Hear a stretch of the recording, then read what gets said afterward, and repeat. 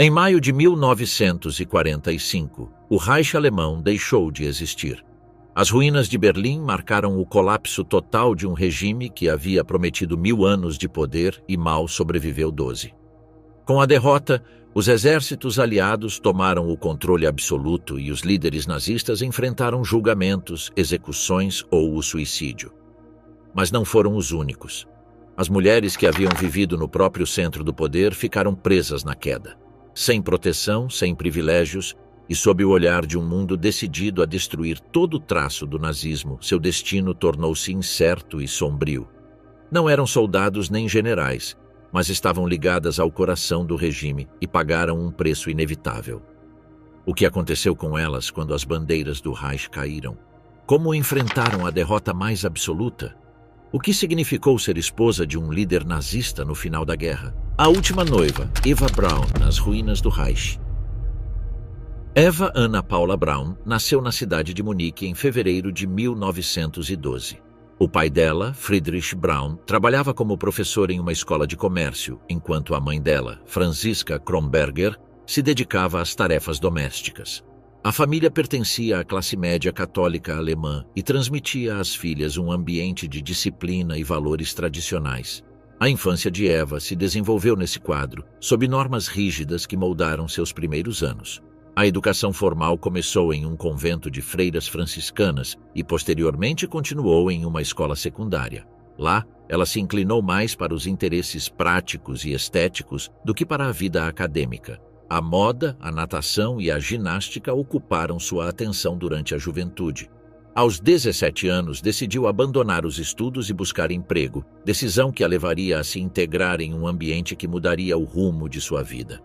Em 1929, ingressou no estúdio de fotografia de Heinrich Hoffmann, fotógrafo oficial do Partido Nacional Socialista. Aquele espaço funcionava como ponto de encontro para figuras do círculo político de Hitler. Eva começou como assistente de laboratório, revelando imagens e atendendo ao público. Nesse ambiente conheceu Adolf Hitler, então um dirigente em ascensão que já utilizava as imagens de Hoffmann como ferramenta de propaganda. Apresentada simplesmente como Senhorita Eva, atraiu a atenção de Hitler, que buscou ocasiões para conversar com ela e começou a enviar-lhe pequenos presentes. O relacionamento desenvolveu-se lentamente em um contexto de absoluta reserva. Hitler cultivava uma imagem pública de líder completamente dedicado à Alemanha e considerava que uma vida privada exposta poderia diminuir a força dessa construção. Eva, ainda adolescente, ingressou assim em um círculo íntimo do qual não faziam parte as multidões que o seguiam em comícios. A partir de então, sua vida transcorreu sob a sombra dessa dupla condição, presença próxima e figura ausente no público. A tensão dessa situação se manifestou em várias ocasiões. Em 1932, tentou suicidar-se com a arma de seu pai. Sobreviveu e foi atendida imediatamente. 3 anos mais tarde voltou a tentar, desta vez ingerindo soníferos. Também se recuperou, mas os episódios fizeram com que Hitler a mantivesse mais próxima e lhe garantisse comodidades materiais. A partir da segunda metade da década, Eva se tornou visitante habitual do Berghof, a residência privada de Hitler em Obersalzberg. Lá vivia entre passeios, reuniões sociais, cuidados de animais e uma constante afeição por registrar em fotografia e cinema doméstico cenas da vida privada do Führer. Durante a guerra, Eva permaneceu em um papel secundário, quase sempre instalada no Berghof ou em Munique. O contato com Hitler se limitava aos espaços de descanso, longe da esfera política. A correspondência que manteve com sua família e amizades mostra que se sentia frequentemente relegada, embora desfrutasse de um estilo de vida privilegiado. Tinha acesso a vestidos, joias, viagens e residências exclusivas, mas carecia de protagonismo político. Seu lugar continuava sendo o de acompanhante na intimidade, sem influência nas decisões estratégicas do regime. Nos meses finais da guerra, tomou uma decisão irrevogável: permanecer em Berlim junto a Hitler. Quando a capital estava já cercada pelo Exército Vermelho, mudou-se para o bunker da chancelaria no final de abril de 1945. Expressou que não desejava sobreviver à derrota e que seu destino estava unido ao de Hitler. O bunker, localizado sob o jardim da chancelaria do Reich, consistia em um complexo subterrâneo com quartos estreitos, corredores comunicados e escritórios improvisados. Nesse espaço conviviam secretários, militares de confiança e pessoal de serviço. Eva Braun compartilhava seus dias com os filhos de Joseph e Magda Goebbels e mantinha uma rotina marcada pela espera e pela incerteza. No dia 29 de abril, quando a situação militar já era irreversível, Hitler contraiu matrimônio com Eva Braun em uma breve cerimônia civil realizada no próprio bunker. As testemunhas foram Joseph Goebbels e Martin Bormann. Após a assinatura do documento, ofereceram aos presentes uma modesta recepção com champanhe e doces. No dia seguinte, no dia 30 de abril, ambos decidiram pôr fim às suas vidas. À tarde, retiraram-se para o escritório privado de Hitler. Eva ingeriu cianureto enquanto Hitler utilizava sua arma de fogo. Seguindo as instruções anteriores, o pessoal envolveu os corpos em cobertores e os transportou até o jardim da chancelaria. Lá, eles os borrifaram com gasolina e incendiaram-nos, com o objetivo de impedir que caíssem em mãos soviéticas. Quando o Exército Vermelho ocupou o lugar, encontrou os restos calcinados e os transportou em segredo para instalações sob controle soviético. Segundo relatórios posteriores, os fragmentos foram enterrados, exumados em várias ocasiões e, finalmente, destruídos em 1970 por ordem da KGB. A morte de Eva Braun encerrou uma relação mantida na sombra durante mais de 15 anos. Nunca teve um papel político, mas seu nome ficou vinculado a Hitler pela decisão de permanecer ao lado dele até o fim.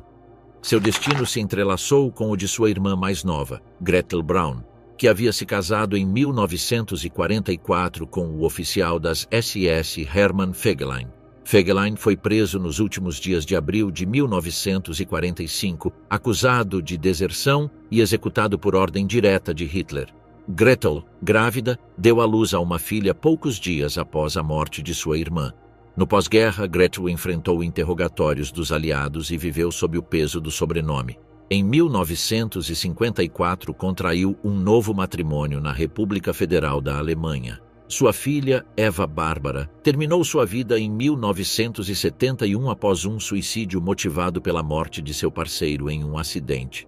Com isso, fechou-se outro ramo da família Braun, marcada pelos vínculos com o regime nacional-socialista e suas consequências prolongadas no tempo. A mãe sombria, Magda Goebbels, e os filhos sem futuro.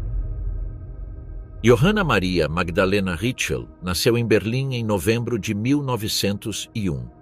Era filha de Oskar Ritschl, engenheiro de formação modesta, e de August Behrend. Após a separação de seus pais, sua mãe contraiu matrimônio com um comerciante judeu chamado Richard Friedlander. Esse novo lar permitiu-lhe crescer em um ambiente social diverso, no qual Magda se moveu com naturalidade durante a infância. Estudou em colégios privados de Bruxelas e, ao término da Grande Guerra, regressou à Alemanha. Tinha adquirido fluência em vários idiomas e cultivado uma presença refinada, o que lhe permitiu aceder a espaços da alta burguesia. Em 1921, contraiu matrimônio com Günther Quandt, industrial prussiano com fortuna consolidada na indústria têxtil e armamentista. Quandt, 2 décadas mais velho que ela, já ocupava um lugar de destaque na economia alemã. A união foi celebrada em Bad Godesberg e situou Magda em um ambiente de luxuosas residências em Berlim e vilas de descanso no norte do país. No ano seguinte, nasceu seu filho Harald. O casamento se deteriorou logo. A diferença de idade e o caráter rígido do empresário precipitaram a separação, que se formalizou em 1929. Magda obteve um apartamento em Berlim e uma quantia significativa, enquanto Harald permaneceu sob a tutela de seu pai, embora continuasse a visitar sua mãe. Nesse mesmo ano, conheceu Joseph Goebbels em um comício do Partido Nacional Socialista. Goebbels, chefe de propaganda em Berlim, destacou-se por sua oratória e pela construção de um aparato propagandístico eficaz. Através de Heinrich Hoffmann, Magda foi apresentada ao círculo mais próximo de Hitler e começou a participar em atividades do partido. A relação com Goebbels avançou rapidamente. Em 1930 iniciaram a convivência e no ano seguinte casaram-se com Adolf Hitler como principal testemunha. Esse vínculo a converteu na esposa do futuro ministro da propaganda e lhe deu um lugar central na elite política. O contato com Hitler tornou-se próximo. Magda mantinha longas conversas com ele e o considerava uma figura paternal, enquanto Goebbels mostrava ciúmes dessa atenção especial. Durante os anos do Terceiro Reich, Magda Goebbels foi apresentada como a encarnação do ideal feminino nazista. Mãe de família numerosa, esposa dedicada e presença distinta em atos oficiais, aparecia em fotografias familiares que circulavam como propaganda do modelo ariano. Com Joseph, teve 6 filhos: Helga, Hildegard, Helmut, Holdine, Hedwig e Heidrun. Em cada imagem, as crianças apareciam vestidas com esmero e projetadas como símbolo da juventude alemã. Ao contrário de Eva Braun, cuja existência permanecia na penumbra, Magda se mostrava em público e desempenhava um papel visível como referência social. Em abril de 1945, quando o Exército Vermelho avançava sobre Berlim, Joseph e Magda transferiram seus filhos para o Führerbunker, sob a chancelaria do Reich. A entrada ocorreu em meados do mês. As crianças foram instaladas em um quarto do nível inferior com camas alinhadas. No abrigo conviviam militares, secretárias, médicos e pessoal de serviço, todos conscientes de que a derrota era iminente. Magda mantinha as crianças arrumadas, organizava jogos para distraí-las e tentava conservar uma rotina doméstica em meio ao confinamento. No dia 30 de abril, após o suicídio de Hitler e Eva Braun, a situação no bunker mudou. Joseph e Magda expressaram sua decisão de não sobreviver ao colapso e de incluir seus filhos nela. No dia 1º de maio, um jantar foi organizado com a participação das crianças, seus pais e parte do pessoal. Não houve indícios para os menores sobre o que aconteceria depois. Naquela mesma noite, segundo o testemunho do dentista das SS Helmut Kunz, as crianças receberam injeções de morfina para dormir. Uma vez inconscientes, o médico Ludwig Stumpfegger introduziu cápsulas de cianeto em suas bocas e as esmagou. Os 6 corpos ficaram alinhados em suas camas. No dia seguinte, no 2 de maio, Joseph e Magda abandonaram o interior do refúgio, ingeriram cápsulas de cianeto e morreram no jardim da chancelaria. O corpo de Goebbels foi finalizado com um disparo. Ambos os cadáveres foram regados com gasolina e incendiados, embora as chamas não tenham conseguido destruí-los completamente. Tropas soviéticas encontraram posteriormente os restos, junto com os corpos de outros dirigentes nazistas. Antes de morrer, Magda tinha escrito várias cartas. Uma delas estava dirigida a seu filho Harald, prisioneiro de guerra naquele momento. Nela afirmava sua decisão de morrer junto a seus filhos e expressava lealdade absoluta a Hitler. Outras notas redigidas no bunker foram recolhidas por oficiais soviéticos e levadas para Moscou. Nelas argumentava que seus filhos não deveriam crescer em um mundo posterior ao nacionalsocialismo. Sua decisão causou comoção até mesmo entre os presentes no bunker. Alguns sugeriram que as crianças podiam ser evacuadas ou entregues a familiares. Magda recusou-se, insistindo que a morte era preferível à derrota. Os corpos das crianças foram encontrados por soldados soviéticos e as autópsias confirmaram a ingestão de cianeto. Seus restos, junto com os de seus pais, foram transferidos em segredo para instalações soviéticas. Harald Quandt sobreviveu à guerra como prisioneiro aliado. Após sua libertação, herdou parte da fortuna da família Quandt e tornou-se um empresário destacado na Alemanha do pós-guerra. Nunca falou publicamente sobre as cartas recebidas nem sobre a morte de seus meios-irmãos, mantendo silêncio sobre o episódio que marcou sua mãe e o círculo íntimo de Hitler nos últimos dias do Reich. Privilégios quebrados, Gerda Bormann, entre fuga e morte. A família Buch respirava nacionalsocialismo muito antes de o movimento alcançar o poder. Walter Buch tinha sido um dos primeiros militantes do partido e chegaria a ocupar o cargo de juiz supremo do Tribunal de Honra do NSDAP. Sua filha Gerda cresceu em 1909 em Constance, rodeada de símbolos, discursos e reuniões políticas que marcariam sua adesão precoce ao ideário nazista. Durante a década de 1920, a jovem Gerda conheceu Martin Bormann, um homem 6 anos mais velho que tentava abrir caminho nas fileiras do partido. Bormann ingressou no NSDAP em 1927 e se vinculou imediatamente com as SA, a organização paramilitar que garantia o controle das ruas. Foi nessas reuniões que fez amizade com Walter Buch e conheceu Gerda. O relacionamento se intensificou rapidamente e em 1929 se casaram. O poder transformou radicalmente a vida do casal Bormann. Quando Hitler chegou ao poder em 1933, Martin foi nomeado chefe de gabinete de Rudolf Hess, vice-führer do Reich. A verdadeira oportunidade chegou em 1941, quando Hess voou para a Escócia e perdeu toda a relevância política. Bormann ocupou seu lugar como secretário pessoal de Hitler, tornando-se o homem que controlava o acesso ao Führer. A partir dessa posição, filtrava decisões, distribuía favores e castigava desobediências.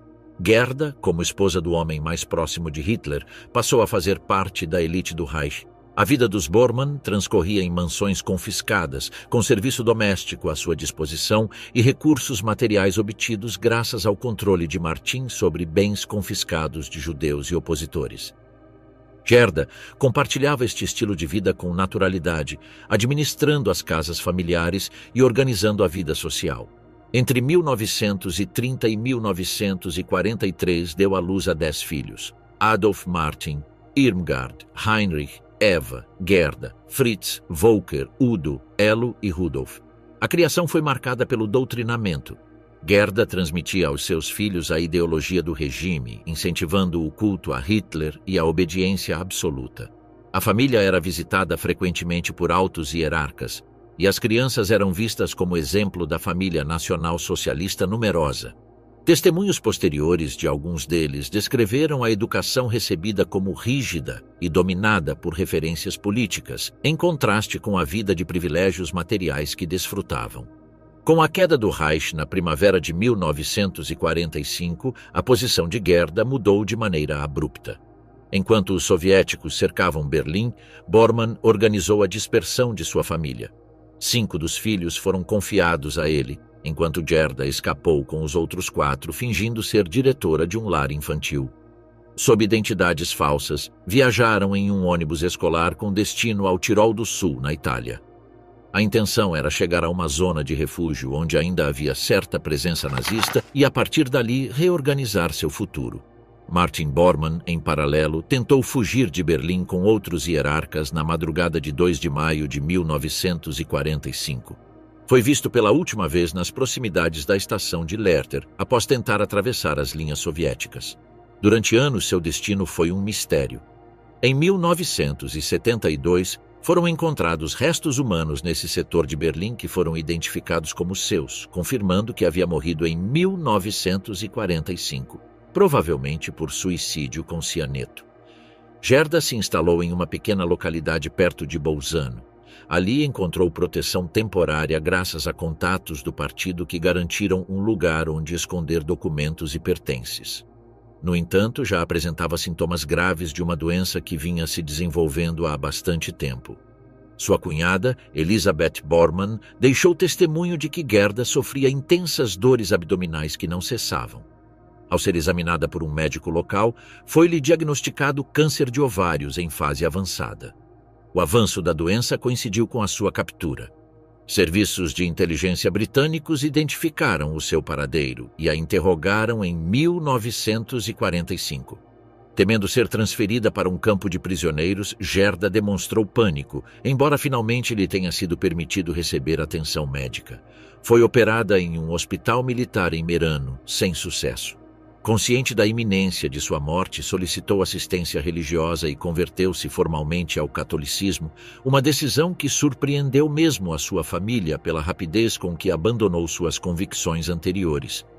Gerda morreu no dia 23 de março de 1946, com apenas 36 anos.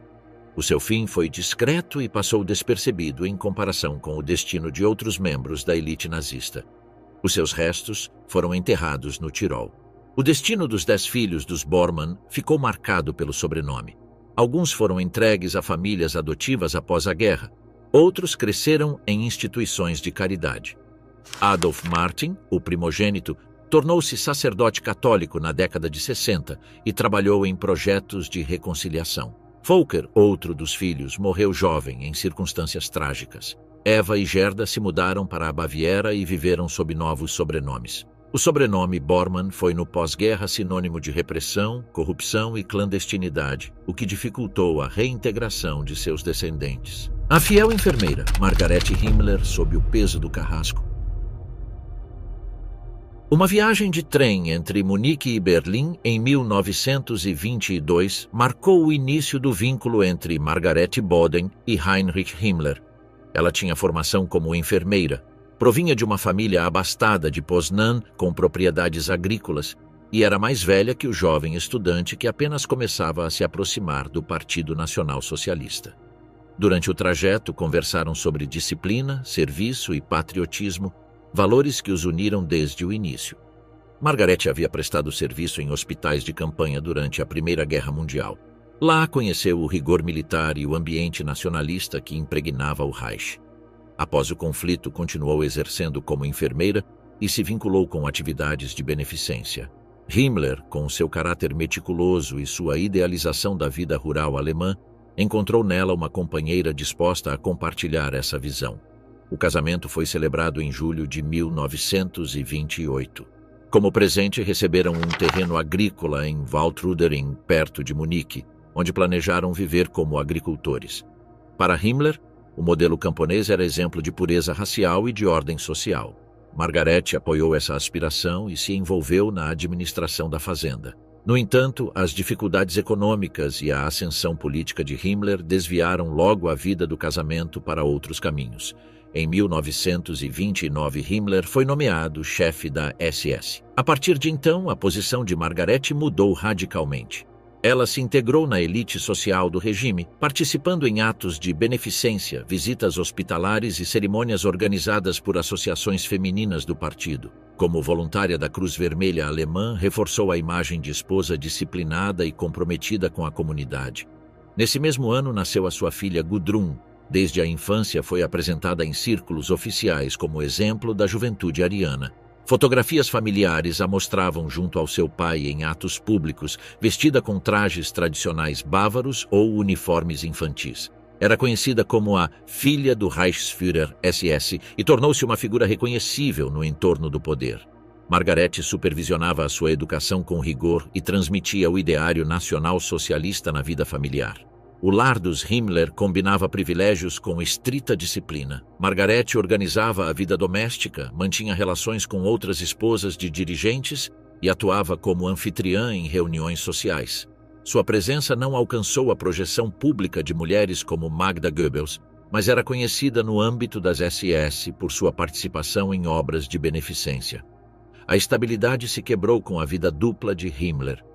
Desde 1936, mantinha um relacionamento com sua secretária Hedwig Potthast, com quem teve 2 filhos. Margarete conheceu a situação em 1941.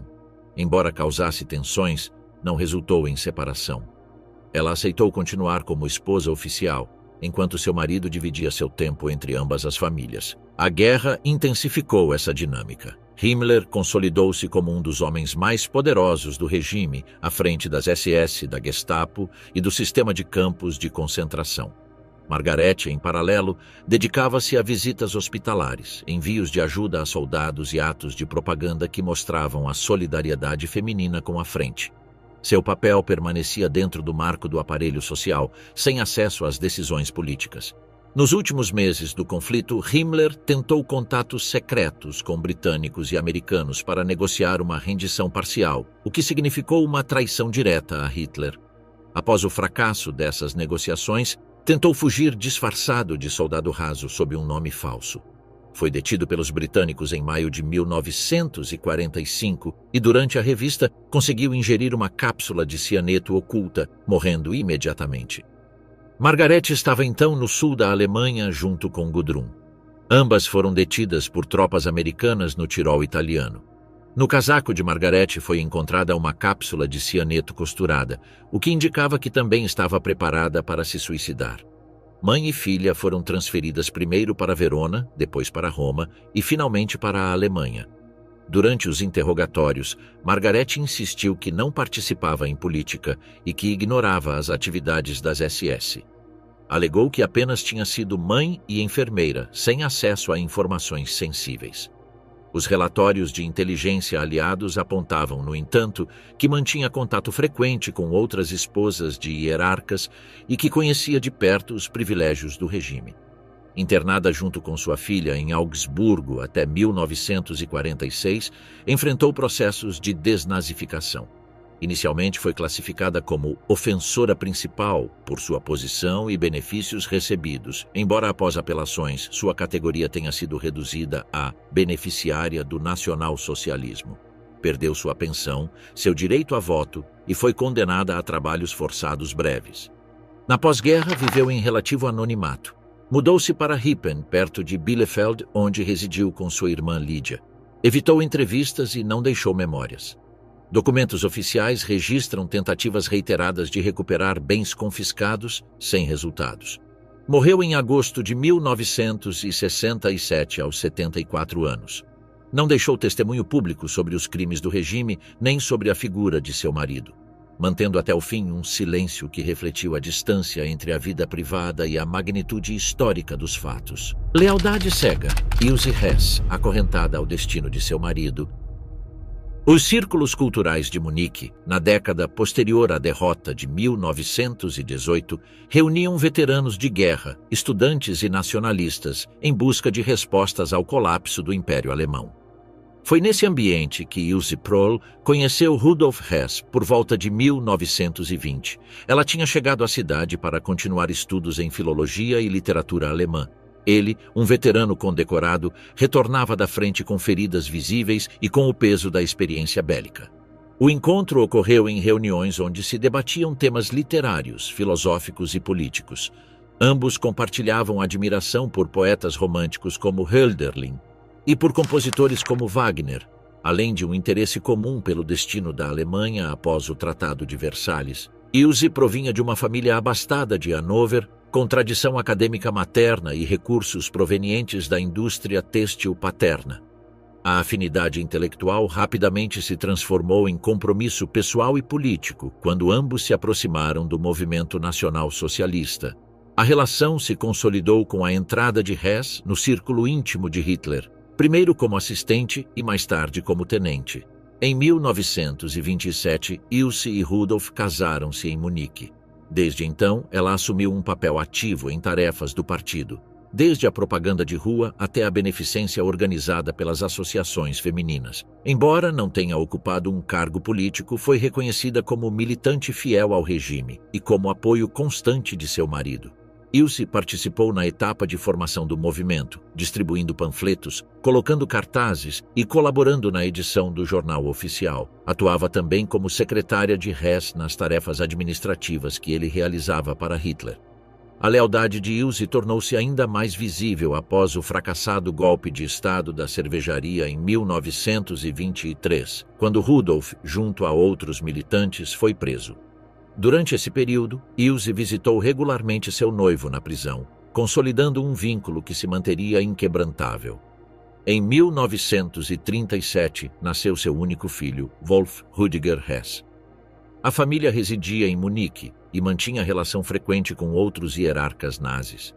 Enquanto Rudolf dedicava longas jornadas ao serviço de Hitler, Ilse ocupava-se da vida doméstica e da criação, sempre sob o ideário do partido. No dia 10 de maio de 1941, Rudolf Hess embarcou em um voo solo para a Escócia, pilotando um caça Messerschmitt com o objetivo de negociar uma paz separada com o Reino Unido. Após pousar nas proximidades de Glasgow, foi capturado por camponeses locais e entregue às autoridades britânicas. A ação desconcertou o regime e provocou a ira de Hitler, que o destituiu de todos os seus cargos e o qualificou como traidor. Na Alemanha, Ilse enfrentou essa nova realidade. De esposa de um hierarca, passou a ser vista como a mulher de um homem desonrado pela cúpula nazista. Ainda assim, manteve a lealdade a Rudolf. Continuou a escrever-lhe sob a estrita censura britânica e sustentou sua imagem em círculos privados, defendendo que tinha agido por patriotismo. Com a queda do Terceiro Reich em 1945, Ilse foi detida por tropas americanas na Baviera. Passou por centros de internamento em Augsburgo e Nuremberg, onde foi interrogada sobre sua militância e as atividades de seu marido. Alegou que seu papel tinha sido doméstico e social, sem participação em decisões políticas. Os relatórios aliados a classificaram como seguidora secundária, embora sempre leal ao nacional-socialismo. Durante os julgamentos de Nuremberg, Rudolf Hess compareceu como acusado principal por conspiração e crimes contra a paz. Foi condenado à prisão perpétua e enviado para a prisão de Spandau, em Berlim. Ilse, após ser submetida a um processo de desnazificação em 1948, foi classificada como Mitläuferin, ou seja, seguidora passiva. Essa categoria implicava a perda de direitos políticos e bens vinculados ao partido, mas não acarretava uma condenação prolongada. Recuperou a liberdade nesse mesmo ano e mudou-se com seu filho para a Baviera, onde levaram uma vida discreta. A partir de então, Ilse orientou seus esforços para a defesa pública de seu marido. Em 1952, publicou o livro Rudolf Hess, Ich kenne ihn, no qual o apresentava como um homem íntegro e visionário. 2 anos mais tarde, editou Rudolf Hess, Briefe aus Nürnberg, uma compilação de cartas escritas por Rudolf durante os julgamentos. Com o tempo, publicou mais volumes de correspondência e testemunhos, construindo uma narrativa destinada a mostrá-lo como prisioneiro político. O regime de detenção em Spandau permitia visitas controladas. Ilse comparecia periodicamente junto com seu filho, mantendo conversas vigiadas com Rudolf. Após 1966, quando Hess ficou como único prisioneiro em Spandau, essas visitas adquiriram ainda maior relevância. Ilse se tornou o principal vínculo do detento com o exterior e sua defensora mais constante. Em 17 de agosto de 1987, Rudolf Hess morreu na prisão aos 93 anos. A versão oficial indicou que ele tinha se suicidado enforcando-se com um cabo, embora seu filho e círculos afins sustentassem teorias alternativas sobre uma possível conspiração. Ilse rejeitou a explicação oficial e manteve a ideia de que seu marido tinha sido vítima de um assassinato encoberto. Nos anos posteriores, Ilse continuou como referência em grupos neonazistas e revisionistas na Alemanha e Áustria. Colaborou com publicações de extrema-direita, assistiu a eventos privados e manteve correspondência com simpatizantes que a consideravam símbolo de lealdade inquebrantável. Morreu na Baviera em 1995, aos 95 anos, sem jamais renunciar à defesa da memória de Rudolf Hess. A Viúva do Terror, Lina Heydrich e a Herança do Holocausto. No dia 6 de dezembro de 1930, em um baile realizado em Kiel, Lina von Osten conheceu Reinhard Heydrich. Com 19 anos, já se havia filiado ao Partido Nacional Socialista e participava em organizações juvenis femininas do movimento. Provinha da pequena nobreza rural prussiana da ilha de Fehmarn, filha de um professor e de uma mãe dedicada à administração do lar. Sua infância transcorreu em um ambiente de disciplina e nacionalismo conservador. Heydrich, de 27 anos, havia sido expulso da marinha por um escândalo amoroso. Era alto, atlético e de cabelo loiro, com traços considerados arianos, embora sua figura impusesse mais pela dureza do que pela harmonia. Lina ficou impressionada com sua determinação e ambição. Poucas semanas após o encontro, ficaram noivos e no dia 26 de dezembro de 1931 casaram-se. Foi Lina quem o incentivou a aproximar-se do partido nazista. Em um período em que Heydrich estava desempregado, ela o encorajou a entrevistar-se com Heinrich Himmler, chefe das SS. Graças a essa gestão, ele obteve um cargo no recém-criado serviço de inteligência, o Sicherheitsdienst. Esse ingresso em 1931 foi decisivo para o início de uma carreira fulgurante. O casal se instalou em Berlim e logo desfrutou de privilégios materiais. Lina assumiu com orgulho seu papel de esposa de um dirigente em ascensão. Tiveram 4 filhos: Klaus, Heider, Silke e Marti. Ela cuidava da vida doméstica e mantinha vínculos com outras esposas de hierarcas nazistas. Residiam em propriedades concedidas pelo regime e faziam parte de um ambiente de privilégios reservado à elite do poder. A nomeação de Heydrich como chefe da Gestapo em 1934 e depois como responsável pelo Escritório Central de Segurança do Reich consolidou a posição da família.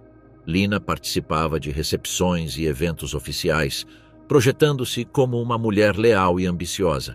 Embora sem papel político direto, era reconhecida como uma figura próxima ao poder, que apoiava a trajetória do marido. Em setembro de 1941, Heydrich foi designado Reichsprotektor adjunto da Boêmia e Morávia. A família se mudou para o castelo de Panenskie Brezany, uma residência confiscada de proprietários judeus nos arredores de Praga. Dali, Lina administrava a vida familiar e participava em eventos sociais, enquanto Heydrich impunha um regime de repressão que o tornou um dos homens mais temidos do Reich. Em 27 de maio de 1942, sofreu um atentado organizado por paraquedistas checos treinados na Grã-Bretanha. Uma granada lançada contra seu automóvel o feriu gravemente. Após vários dias de agonia, morreu em 4 de junho em um hospital de Praga. Seu funeral em Berlim foi um ato de Estado ao qual assistiram Hitler e a cúpula nazista. Lina, com 31 anos, ficou viúva de um dos dirigentes mais poderosos do regime. Hitler ordenou que se lhe concedessem benefícios extraordinários. Recebeu uma pensão vitalícia e propriedades em Fehmarn, além do reconhecimento oficial como viúva de herói. Seu status lhe garantiu uma vida confortável durante os últimos anos de guerra.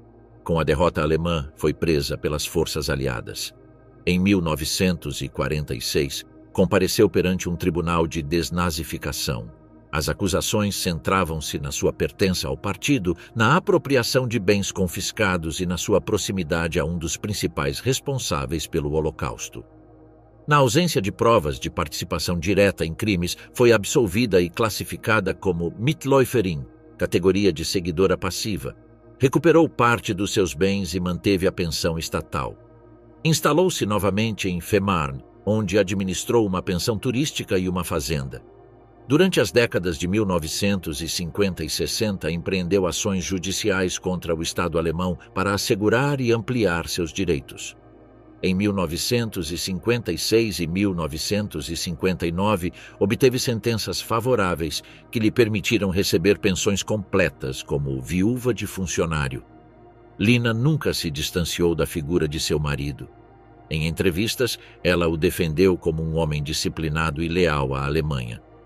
Em 1976, publicou suas memórias sob o título Leben mit einem Kriegsverbrecher, onde relatou sua vida matrimonial e justificou a trajetória de Heydrich, apresentando-o como servidor do Estado mais do que como executor do genocídio. Nos anos seguintes, concedeu entrevistas nas quais reiterou que seu marido tinha sido vítima de uma demonização injusta. Morreu em Fehmarn, no 14 de agosto de 1985, aos 74 anos. Até o final de sua vida defendeu a memória de Heydrich e conservou os benefícios concedidos pelo Estado, tornando-se um exemplo de como a rede de apoios e privilégios do regime sobreviveu, em certos aspectos, além da derrota militar. Do luxo ao vazio, Emmy Göring após a queda do Reich. O palco era o elemento natural de Emma Johanna Henny Sonnemann. Desde sua juventude em Hamburgo, onde havia chegado ao mundo no dia 24 de março de 1893, Emmy desafiou a vontade de seu pai para seguir uma carreira artística. Carl Sonnemann, proprietário de uma fábrica de chocolate, se opunha a que sua filha se dedicasse ao teatro. Mas Emmy conseguiu se impor e, durante a República de Weimar, consolidou sua carreira como atriz. Seu estilo interpretativo era marcado pela formação clássica e logo alcançou certa notoriedade no teatro de língua alemã. Embora não tenha se tornado uma estrela do cinema falado, sua presença em palcos prestigiados lhe garantiu um lugar na vida cultural da época. Em 1932, durante um evento social em Berlim, conheceu Hermann Göring. Göring era um herói da Primeira Guerra Mundial e um dos principais líderes do Partido Nazista. Viúvo desde 1931, após a morte de sua primeira esposa Karin, mostrou-se interessado na atriz, com quem começou um relacionamento que rapidamente adquiriu caráter oficial. O casal contraiu matrimônio em 1935, em uma cerimônia com assistência de Adolf Hitler, que atuou como testemunha principal. Com o enlace, Emmy passou a ocupar um papel simbólico na hierarquia do Terceiro Reich. Dado que Hitler permanecia solteiro e evitava mostrar parceiro, foi ela quem em muitos eventos desempenhou a função de primeira-dama do Reich. Acompanhava Göring em cerimônias oficiais, desfiles e recepções diplomáticas, aparecendo em fotografias e noticiários como exemplo da mulher alemã distinta e elegante. A sua presença no palco político foi utilizada como recurso propagandístico para dar um rosto feminino ao regime. A vida privada dos Göring desenvolveu-se num quadro de luxo desmesurado. Residindo na mansão de Karen Hall, construída em memória da primeira esposa de Göring, a família desfrutava de obras de arte confiscadas, móveis valiosos e coleções provenientes de saques em territórios ocupados. M participava na organização de recepções e banquetes onde compareciam hierarcas nazistas, diplomatas estrangeiros e personalidades culturais afins ao regime. Em 1938, nasceu sua única filha, Eda Göring. A menina foi criada em um ambiente de privilégios, rodeada de empregados domésticos e objetos de luxo. M se dedicou à sua educação nos primeiros anos, enquanto continuava a aparecer em atos oficiais. Sua carreira artística ficou relegada a um segundo plano, embora mantivesse contato com círculos teatrais berlinenses. Com a eclosão da guerra em 1939, a posição da família se manteve no topo do poder. Göring dirigia a Luftwaffe e conservava influência no governo, enquanto M se mantinha como figura visível nas cerimônias públicas. A vida em Karen Hall continuava marcada por festas, caçadas e recepções, mesmo quando a guerra avançava com resultados cada vez mais adversos para a Alemanha. A derrota do Reich em 1945 pôs fim a esse mundo. Em abril desse ano, com o avanço soviético sobre Berlim, Göring ordenou a explosão de Karen Hall para evitar que caísse intacta nas mãos inimigas. M fugiu com sua filha para o sul da Alemanha, buscando refúgio na Baviera. Em 7 de maio de 1945, foi presa por tropas americanas em Fischhorn, Áustria, e separada de Eda, que ficou sob custódia militar. Durante os interrogatórios aliados, M foi questionada sobre sua participação no regime e sobre a origem das coleções artísticas acumuladas em Karen Hall. Insistiu em que nunca tinha tido papel político e que se havia limitado a acompanhar seu esposo em atos sociais. Os investigadores, no entanto, consideraram-na beneficiária direta do saque cultural e da expoliação de propriedades judaicas. Nos processos de desnazificação posteriores, M. Göring foi classificada como culpável menor e condenada a 1 ano de prisão. Além disso, foi confiscado aproximadamente 30% dos seus bens e foi-lhe proibido exercer sua profissão como atriz durante 5 anos. Cumpriu pena em campos de internação entre 1945 e 1946 e posteriormente em prisão alemã até que foi libertada. O pós-guerra representou uma queda radical em seu nível de vida. Com o regime destruído e os bens confiscados, M mudou-se para um pequeno apartamento em Munique, onde viveu de forma modesta junto com sua filha. Tentou retomar sua carreira artística, mas a proibição inicial e o descrédito público impossibilitaram isso. Na década de 1950, tentou publicar suas memórias, mas as tentativas falharam devido à falta de interesse das editoras e à rejeição social em relação às figuras associadas ao nazismo.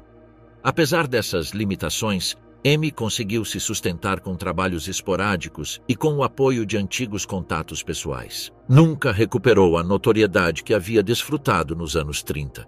Durante as décadas de 1960 e 70, permaneceu em grande parte afastada da vida pública. Morreu em 8 de junho de 1973 em Munique, aos 80 anos. Seu enterro foi realizado na intimidade familiar, sem honras nem atenção pública. Sua filha Eda continuou vivendo na Baviera, reivindicando ocasionalmente a memória de seu pai, mas mantendo um perfil discreto que contrastava com a visibilidade que havia caracterizado a vida de M durante os anos do regime. Entre arames farpados, Hedwig Höss à sombra de Auschwitz. A vila familiar erguia-se a poucos metros das cercas de arame farpado. Das suas janelas podia-se ver os barracões, as torres de vigilância e as chaminés que fumegavam constantemente. Hedwig Hensel tinha chegado a este lugar em 1940 junto com seu esposo Rudolf Höss, quando ele foi designado comandante do campo de concentração de Auschwitz. Para Hedwig, nascida em Baden-Baden, em 1908, em uma família de classe média sem vínculos notórios com a política, aquele lugar representava estabilidade e prosperidade em tempos de guerra. Sua juventude havia transcorrido em um ambiente doméstico convencional, centrada na formação própria de mulheres de sua época. No início dos anos 20, havia conhecido Rudolf Höss, veterano da Primeira Guerra Mundial e membro em ascensão dentro do movimento nacional-socialista. O vínculo entre ambos se consolidou rapidamente e, em 1929, contraíram matrimônio. Após o casamento, Hedwig integrou-se na vida de uma família marcada pela disciplina e pela ideologia do nacional-socialismo.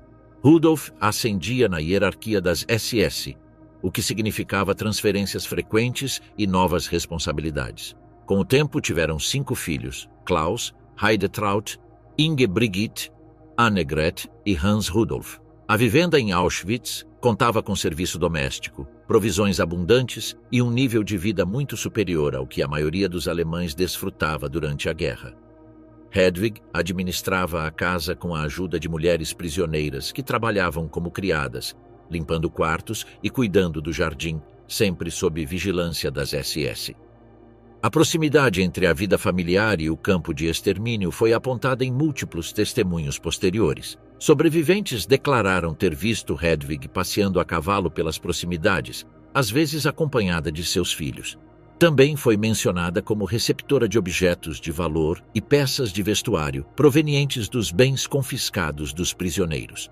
O grau de conhecimento que Hedwig tinha sobre o funcionamento do campo tem sido objeto de debate.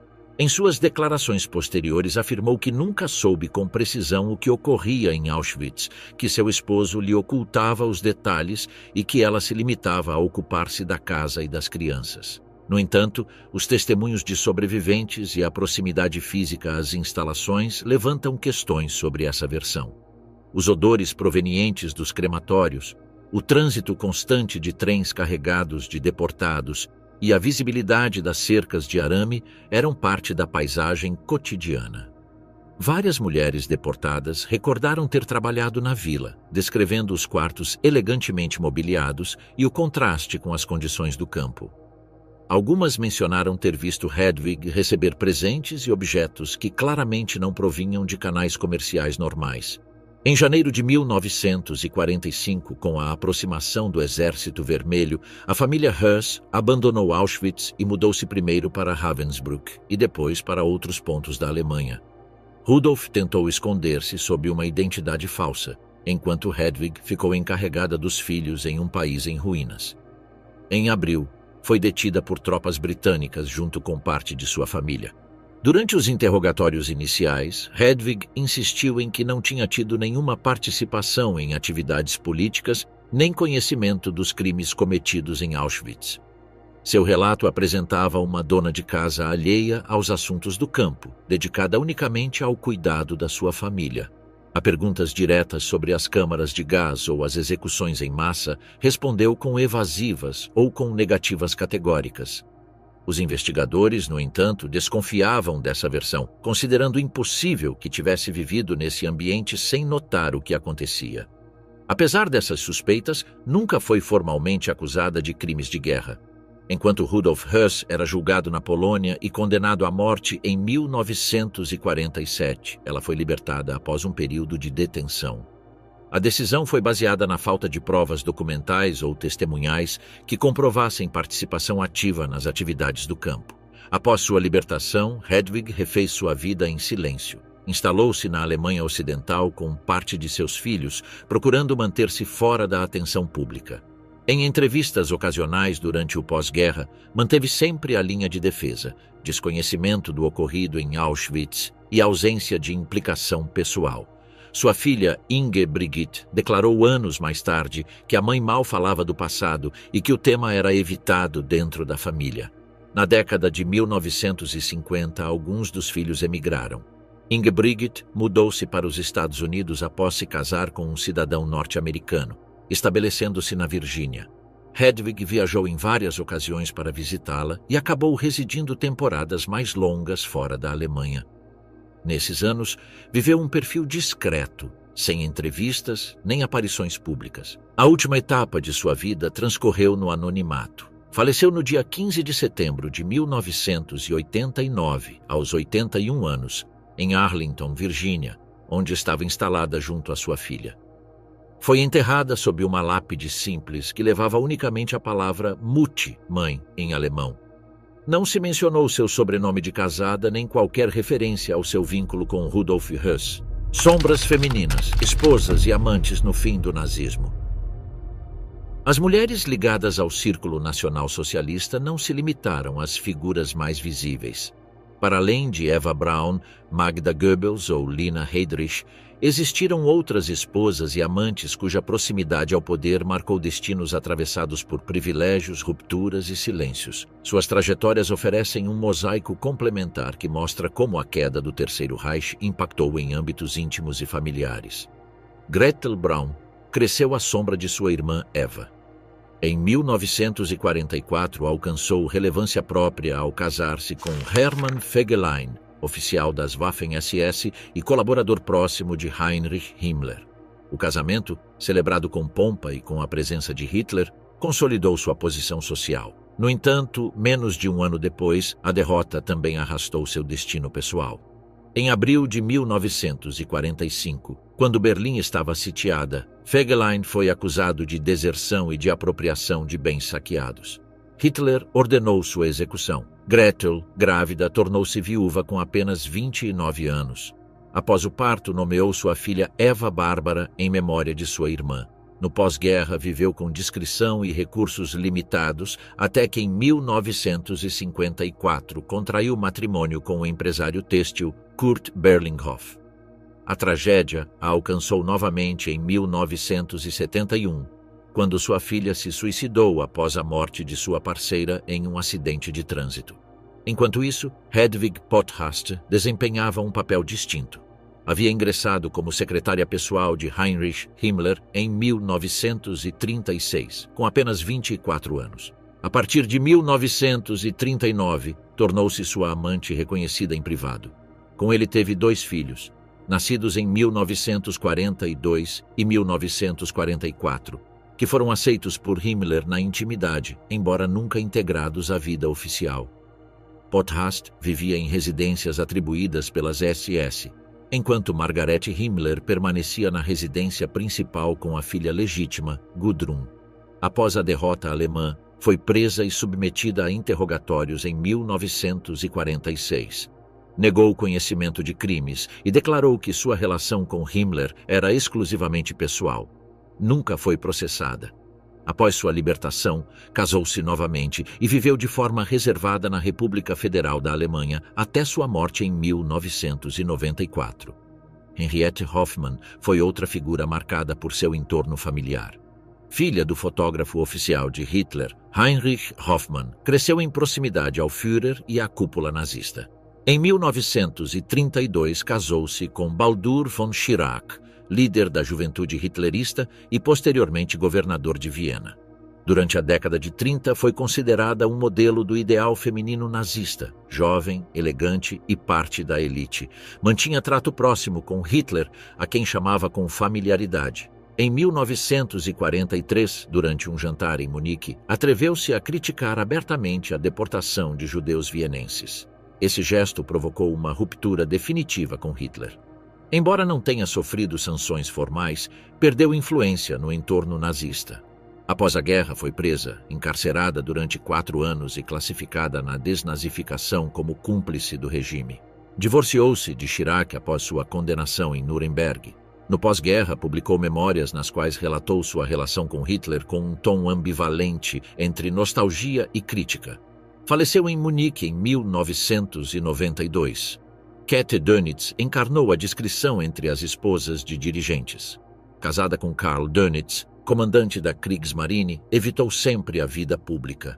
Quando Hitler o designou sucessor em abril de 1945, Käthe passou a ser a esposa do último chefe de Estado do Reich. Durante esses dias, permaneceu ao lado do seu marido no norte da Alemanha. Após a capitulação, Karl Dönitz foi condenado a 10 anos de prisão em Nuremberg. Käthe, sem acusações contra ela, viveu afastada em Hamburgo até a sua morte em 1962. A sua vida foi caracterizada pela ausência de declarações públicas e por um retiro completo, mesmo após a libertação do seu marido em 1956. Annie Brandt, esposa de Rudolf Brandt, secretário pessoal de Himmler, experimentou uma das quedas mais abruptas. Seu marido foi acusado no julgamento dos médicos de ter participado na organização de experimentos médicos em campos de concentração. Em 1948, foi condenado à morte e executado. Annie, que tinha desfrutado de estabilidade material durante a guerra, ficou estigmatizada pelo sobrenome e pela lembrança dos crimes do seu marido. Não foi processada nem deixou testemunho público. Após a execução, refugiou-se no anonimato, sem descendência conhecida, e morreu provavelmente na década de 70, em circunstâncias pouco documentadas. Essas mulheres, situadas entre o privilégio e a marginalização, completam o universo feminino do regime nazista. Algumas defenderam seus maridos e mantiveram vínculos com círculos revisionistas no pós-guerra. Outras desapareceram da cena pública, ocultando seu passado em um silêncio persistente. Todas, sem exceção, ficaram marcadas por sua proximidade ao poder e pelas consequências irreversíveis de terem feito parte do ambiente íntimo do nacionalsocialismo.